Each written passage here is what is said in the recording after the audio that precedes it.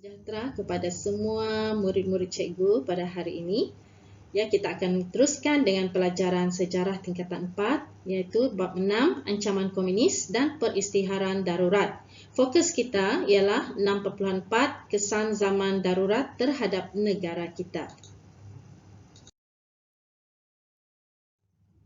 Okay, seperti yang kita lihat, kita sudah belajar 3 subtopik sebelumnya. Dan hari ini kita akan melihat kesan zaman darurat dari aspek politik, aspek sosioekonomi dan penamatan darurat.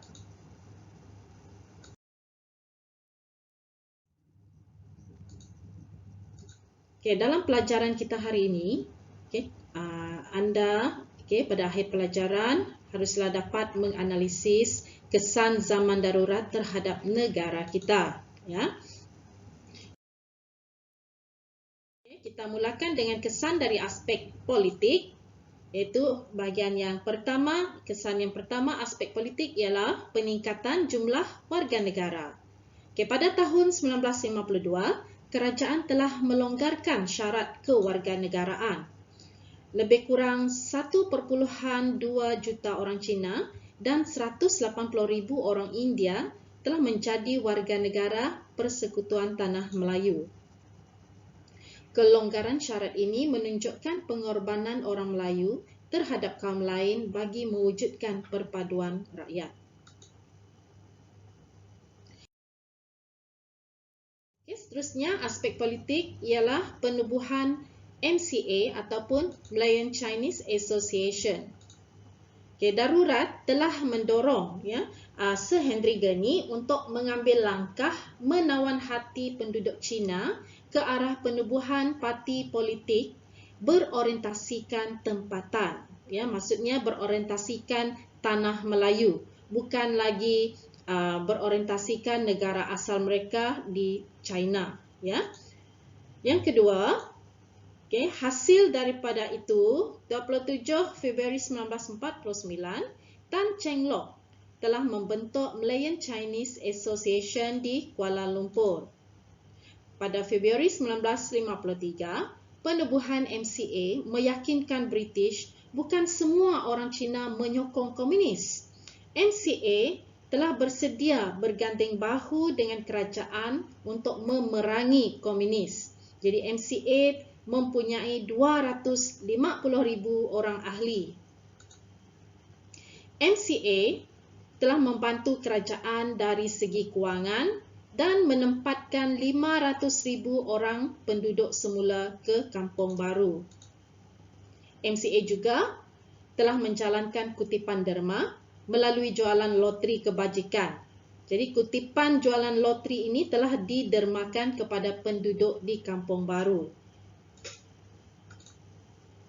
Sehingga pertengahan tahun 1953, MCA berjaya mengumpul 2.5 juta bagi memperbaik kehidupan penduduk Cina di kampung baru.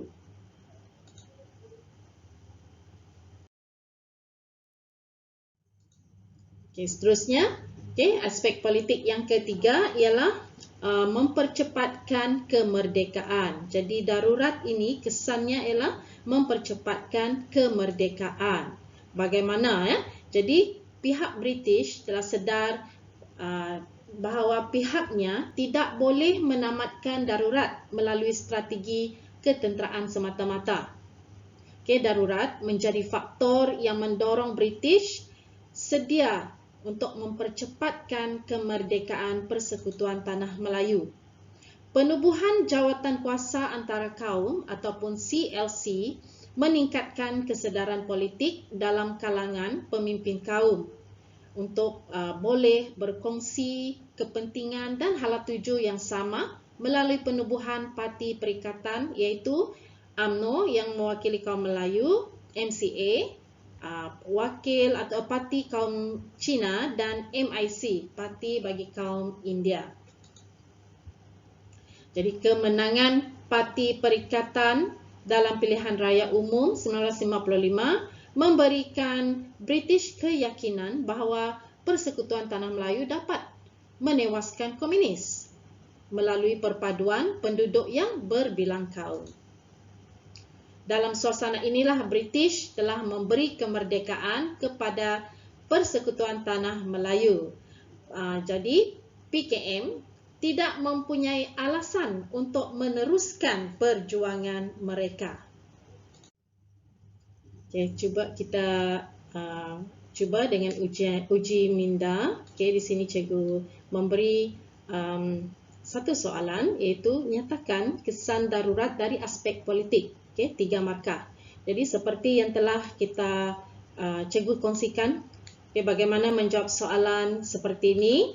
Okay, ini masih ingatkah dengan formula Kak Sumar yang telah dikongsikan? Okay, kata kunci ataupun kata tugas bagi soalan ini ialah nyatakan. Okay, kata kehendak atau kata kuncinya kesan, dan subjeknya ialah ataupun isunya ialah darurat dari aspek politik. Ya, jadi kalau soalan itu kata tugasnya nyatakan, maka kamu hanya perlu menyatakan fakta sahaja, ya. Dan ini contoh jawapan, ya. Kesan darurat dari aspek politik ialah peningkatan jumlah warga negara Persekutuan Tanah Melayu. Selain itu, Malayan Chinese Association telah ditubuhkan oleh Tan Cheng Lock. Akhir sekali, darurat mendorong British untuk mempercepatkan kemerdekaan Persekutuan Tanah Melayu. Dan ini telah membawa kepada 4 markah. Jadi di sini kamu harus membuat ayat yang lengkap menggunakan penanda wacana yang betul. Okey, kita teruskan dengan kesan darurat dari aspek sosioekonomi. Okey, yang pertama, okey, peningkatan dalam kos perbelanjaan. Okay, darurat telah menjejaskan perkembangan ekonomi dan meningkatkan kos perbelanjaan pihak British untuk menangani ancaman komunis. Anggaran purata kos darurat ialah 250,000 hingga 300,000 sehari. Ini merupakan banyak sekali, ya, kos yang digunakan, dan kerajaan terpaksa membelanjakan lebih 10 juta sebulan atau 120 juta setahun untuk membanteras ancaman komunis. Jadi kerajaan membelanjakan kos yang besar untuk menyelesaikan masalah penempatan semula penduduk di pinggir hutan. Jadi apa yang setiap usaha-usaha yang kita belajar pada minggu lepas, okey, bukannya tanpa peruntukan, ya. Jadi banyak perbelanjaan yang digunakan untuk untuk mengatasi masalah komunis ini yang telah dilaksanakan oleh British, ya, yang telah dilakukan. Okey, bukan perbelanjaan yang sedikit. Dan kita lihat dari tempoh 1950 sehingga tahun 1953, perbelanjaan kerajaan dianggarkan lebih 7 juta untuk pembangunan di Kampung Baru. Okay, kamu masih ingat, ya, Kampung Baru di mana penduduk Cina telah ditempatkan di kawasan Kampung Baru, dan di Kampung Baru itu telah dilengkapkan dengan pelbagai kemudahan di situ, dan ini menelan perbelanjaan yang sangat besar.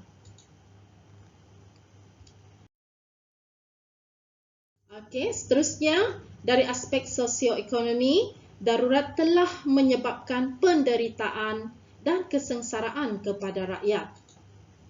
Rakyat menghadapi penderitaan semasa zaman darurat ini. Kawasan ladang dan lombong telah menjadi sasaran serangan komunis. Jadi ini menyebabkan kegiatan ekonomi negara kita terjejas pada waktu itu. Pengeluaran tanaman padi dan makanan lain berkurangan. Harga barang, makanan dan keperluan harian melambung tinggi.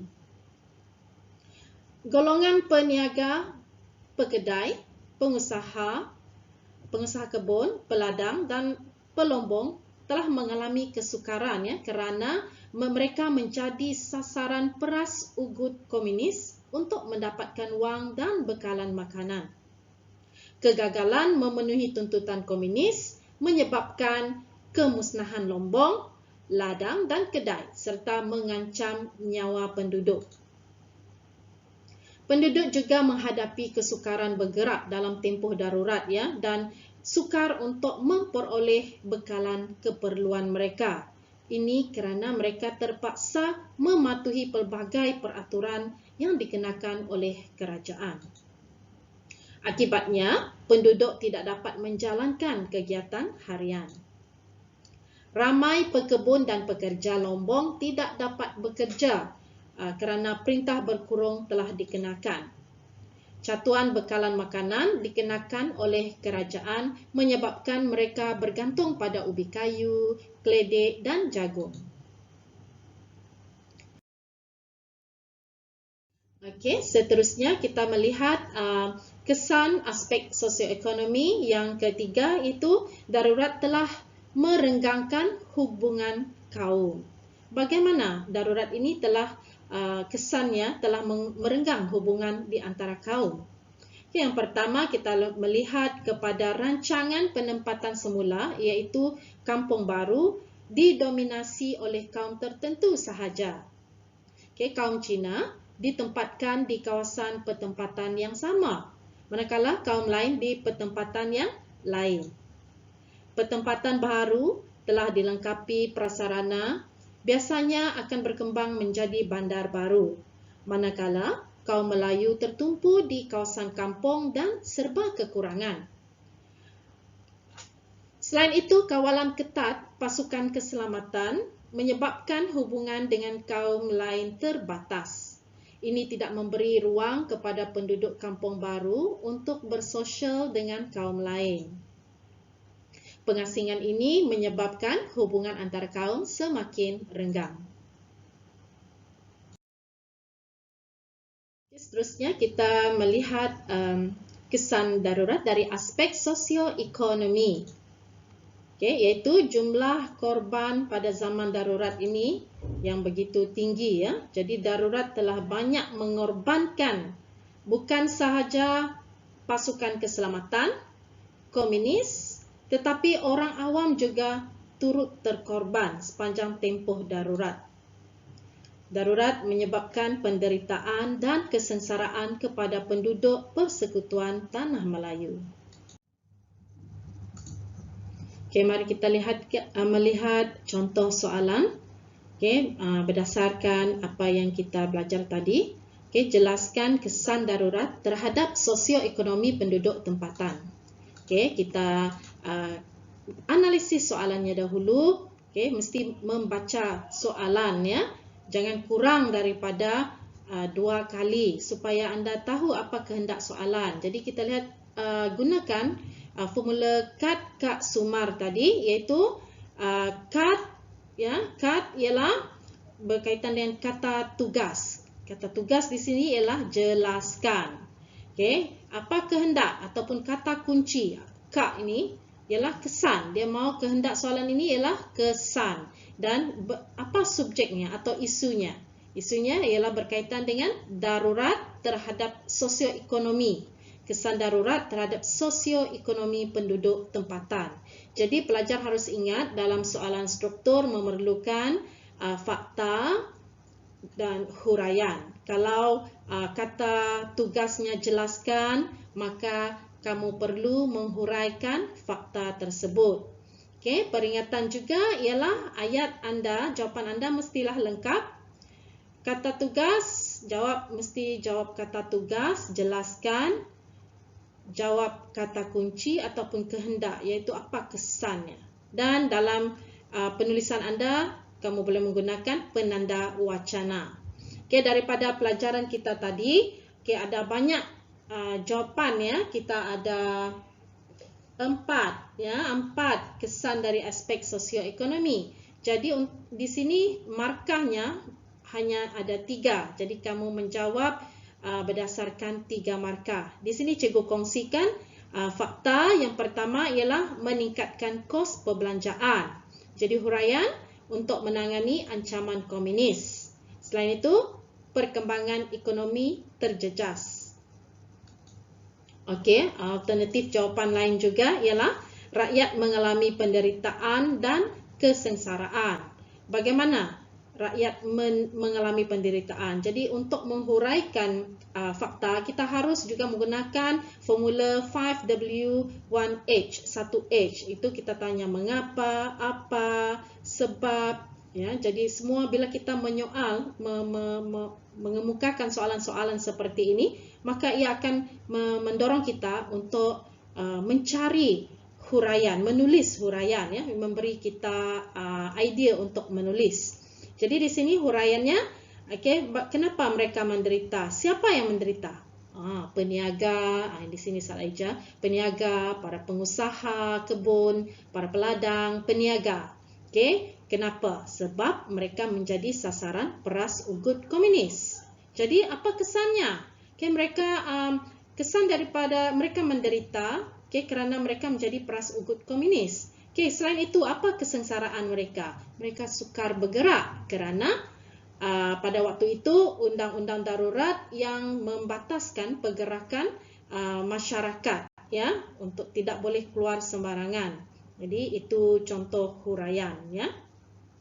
Mari kita lihat contoh ayat yang ringkas, jawapan yang ringkas dari cikgu. Ini hanya cadangan jawapan sahaja, ya. Cikgu percaya kamu boleh buat dengan lebih baik lagi. Okey, kesan darurat terhadap sosioekonomi ialah kos perbelanjaan meningkat untuk menangani ancaman komunis. Keadaan ini menyebabkan perkembangan ekonomi terjejas. Jadi kita ada 1, 2, 3 fakta, 1 fakta dan 2 huraian di sini, dan ini sudah membawa kepada 3 markah. Okey? Okey, kita terus. Kita melihat slide yang terakhir, iaitu penamatan darurat. Okey, mulai 31 Julai 1960, penamatan zaman darurat berkuat kuasa. Jadi zaman darurat telah berlangsung selama 12 tahun di negara kita. Darurat telah meninggalkan kesan dari aspek politik dan sosioekonomi. Darurat telah menyebabkan rakyat hidup dalam penderitaan. Tindakan komunis memusnahkan kemudahan asas, menyerang penduduk dan anggota keselamatan, menyebabkan keadaan huru-hara. Pelbagai usaha dilakukan oleh kerajaan untuk membanteras komunis dan mengembalikan keamanan di negara kita.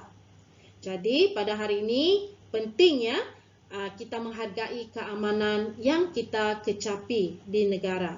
Kita sebagai rakyat Malaysia harus bersama-sama untuk mempertahankan negara kita daripada musuh negara. Okey, jadi sekian, terima kasih. Semoga anak-anak didik cikgu dapat belajar dengan menonton video ini, dan jangan lupa untuk membuat latihan dalam bentuk softwaratif dan tolong juga jawab latihan struktur dalam Google Form cikgu. Okey, sekian, terima kasih. Stay safe.